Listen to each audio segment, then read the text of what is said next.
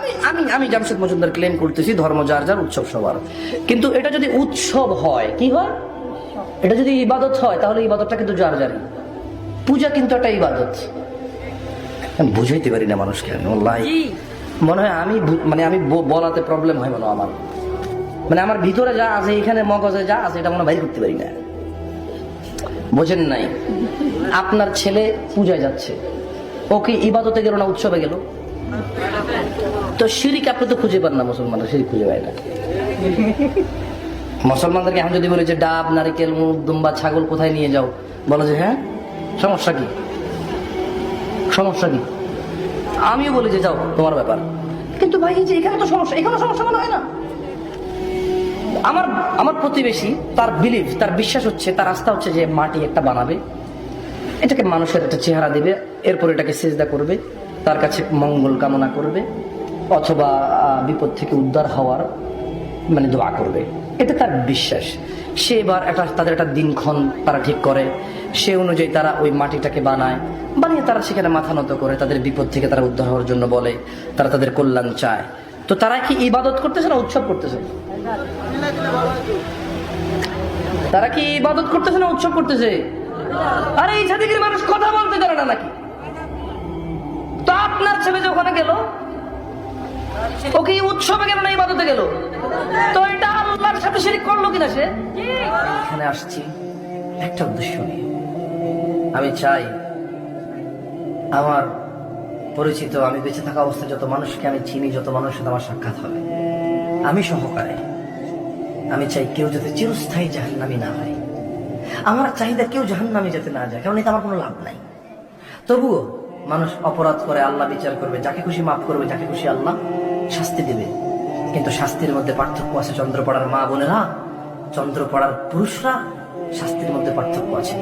একটা হচ্ছে চিরস্থায়ী জাহান্নাম থেকে আর বের হবে না, আর একটা হচ্ছে আল্লাহ শাস্তি দিবে কিন্তু ওখান থেকে আবার বের করে জান্নাত দেবে। সুবহানাল্লাহ।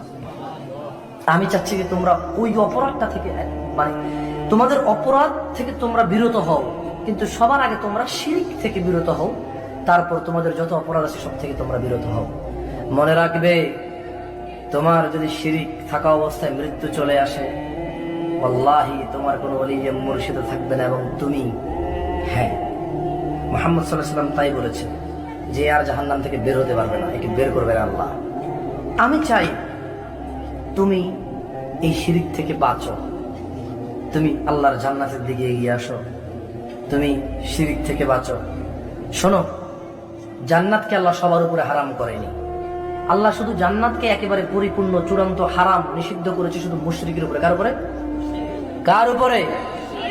এই সাক্ষী আল্লাহ নিজে সূরা মায়েদায় দিচ্ছে। আল্লাহ বলেন, ইন্নাহু মান ইউশরিক বিল্লাহ ফাকাদ হারামাল্লাহু আলাইহিল জান্নাহ ওয়া মাওয়াহুন নার ওয়া মা লিয-যালিমিন মিন আনসার। ইন্নাহু মান ইউশরিক বিল্লাহ, নিশ্চয় যে আল্লাহর সাথে শরীক করলো, ফাকাদ হারামাল্লাহু আলাইহিল জান্নাহ, আল্লাহ তার উপরে জান্নাতকে হারাম, জান্নাতকে নিষিদ্ধ করে দিয়েছে। ওয়া মাওয়াহুন নার, তার থাকার জায়গা হবে চিরস্থায়ী জাহান্নাম। ওয়া মা লিয-যালিমিন মিন আনসার, এবং ওই জাহান্নামের মধ্যে ওই মুশরিককে কোনো সাহায্যকারী কেউ থাকবে না।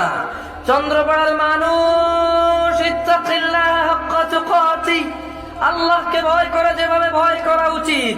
চন্দ্রপাড়ার মানুষ, নিজেকে শিরিক মুক্ত করো।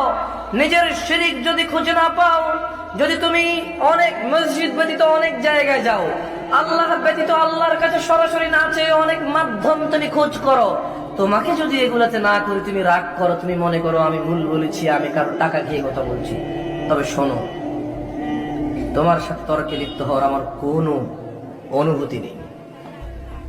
আমি প্রয়োজন বোধ করি না, কারণ আমি বুঝে ফেলেছি তুমি আমার ভাই। ওই একটু আমার উপর রাগ করলে ধমকাবা, আবার যদি আমি মাপ চেয়ে গলায় জড়াই, তুমি আমাকে গলায় নিয়ে নেবা। তাই তোমার সাথে আমার শুরু থেকে ঝগড়ার দরকার নেই। যাও, তোমার সাথে ঝগড়া করলাম না। তোমার উমক তুমক কত কেউ আছে যারা আল্লাহর বিপক্ষে গিয়ে তোমাদেরকে আশ্রয় সাহায্য দিয়ে দিবে, তোমরা মনে করো। তোমাদের এই মনে করা নিয়ে তো আমার কোনো দায় নেই। তবে শোনো, আল্লাহ বিশ্বাস করো, তুমি এখানে চন্দ্রপাড়ার মানুষ, তুমি বিলিভ করো যে নামাজ পড়ে না তাকে আল্লাহ নবী বেনামাজি বলেনি, তিনি বলেছে মুশরিক কাফের। আমি বলিনি, জাবের রাদিয়াল্লাহু আনহু থেকে বর্ণিত। এখন একটা প্রশ্ন থেকে যায়, কয়টা প্রশ্ন? এই হাদিসটা যে আমি পড়ছি, এটা কি আমি নিজে নিজে কিছু বানাই বলছি, নাকি আসলেই হাদিস গ্রন্থে আছে? এটা তোমার যাচাইয়ের ব্যাপার রয়ে গেছে, ঠিক আছে না ঠিক নাই? আমি যেই কথা বলেছি তোমাকে শুনিয়েছি পড়ে, যদি এটা মুহাম্মদ সাল্লাল্লাহু আলাইহি সাল্লামের কথা হয়, তাহলে তুমি তোমার বিচার করো, তুমি নামাজ না পড়ে কি তুমি মুমিন নাকি তুমি মুশরিক? যুবক, তুমি যে তোমার প্রতিবেশীর ইবাদতে অংশগ্রহণ করতেছো, আল্লাহর সাথে শরীক করতেছো, অথচ মনে করতেছো এটা তার আনন্দ। তোমার ব্যাপারে তোমার রব আয়াত নাযিল করেছে, ইন্নাল্লাহা লা ইয়াগফির আন ইউশরাকা বিহি, আল্লাহ ক্ষমা করবে না যে আল্লাহর সাথে অংশীদারিত্ব করে তাকে, ওয়া ইয়াগফিরু মা দুনা যালিকা লিমান ইয়াশা, এছাড়া আল্লাহ ক্ষমা করে দেবে যার যা খুশি তার। ওয়া মান ইউশরিক বিল্লাহ, যে আল্লাহর সাথে শিরক করলো, ফাকাদ ইফতারা ইসমান আযীমা, সে মহা অন্যায় রটনা করলো। যুবক, তুমি ভেবে নাও, তুমি কি তোমার বন্ধুর উৎসবে যাচ্ছ নাকি ওর ইবাদতে যাচ্ছ? দেখো, আমি কারো বিরুদ্ধে বলতে চাই না, আর এটা নিয়মেরই বিরুদ্ধে বলা। ইসলামে মানুষ মুখ খুলবে দুই কারণে, এক, সংশোধনের উদ্দেশ্যে। কি উদ্দেশ্যে? তার মানে শত্রুতা রাখা যাবে না মুখ খোলার ক্ষেত্রে। কি রাখা যাবে না? ঘৃণা রাখা যাবে না। যখন কাউকে ডাকা হবে, যখন কাউকে সংশোধনের উদ্দেশ্যে কথা বলবে, ঘৃণা রাখা যাবে না। বুঝে আসছে না? তাই আমি কারোর জন্য ঘৃণা রাখি না। কেউ মনে কষ্ট নিয়েন না যদি আপনাদের বিলিভে আমি আঘাত করি। আমি আসলে আপনাদের বিলিভে আঘাত করতে চাচ্ছি না। আমি চাচ্ছি আমার দেশের জনগণ যারা সুন্দর একটা স্লোগান দেয়, আপনারা এই স্লোগানকে ভুল বোঝেন। আমি জামশেদ মজুমদার মনে করি ধর্ম যার যার উৎসব সবার হইতে পারে, কিছু উৎসব আমার হইতে পারে, আমার বন্ধুর আনন্দ আমার আনন্দ, দোষের কিছু নাই। কিন্তু ওর ইবাদত আমার আনন্দ নয়, ওর ইবাদত আমার ইবাদত নয়। লাকুম দীনুকুম ওয়ালিয়া। শোনো ইসরায়েলের মানুষ, তোমাদের রব বলছে, ইন্নাল্লাহা লা ইয়াগফিরু আন ইউশরাকা বিহি, নিশ্চয় আল্লাহ ক্ষমা করবে না যে আল্লাহর সাথে শরীক করে। ওয়া ইয়াগফিরু মা দুনা যালিকা লিমান ইয়াশা, এছাড়া আল্লাহ ক্ষমা করে দেবে যা খুশি তা।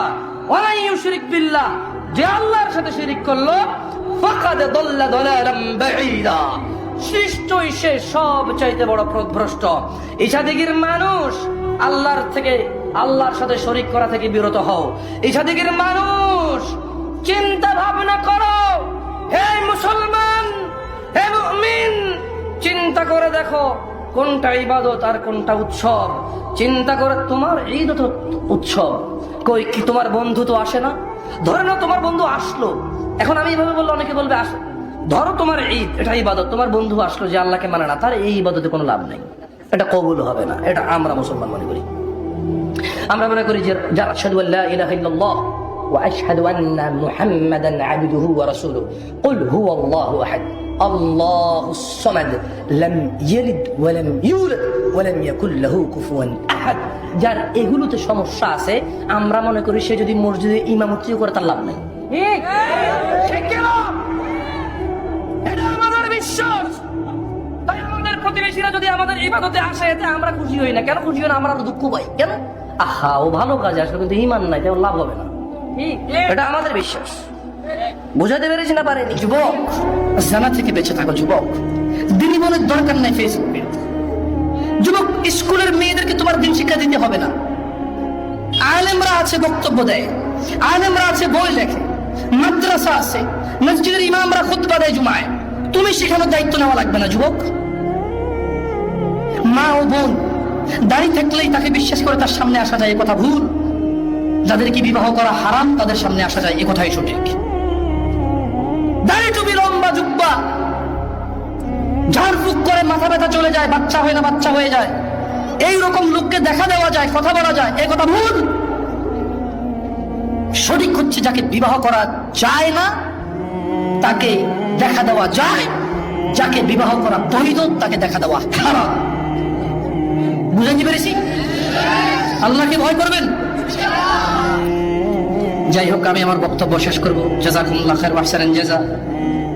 আল্লাহ তাআলা যারা এখানে নীরব থেকে ওয়াজ শুনেছেন, আল্লাহ তাআলা মানার তৌফিক দান করুন। যারা বিভিন্ন মানে পদে পদোন্নীত এবং বিভিন্ন দায়িত্ব নিয়ে আমাদের সমাজে আমাদের দায়িত্বে আছেন, তাদের সময় কারো মূল্যবান, কারো অতীব মূল্যবান, সবাই যার যার সময় ব্যয় করেছে। আল্লাহ তাআলা এই সময়ের বিনিময়ে সবাইকে নাজাত দান করুন। আল্লাহ তাআলা এই সময়ের বিনিময়ে আমাদের হৃদয়কে নরম করে দিন।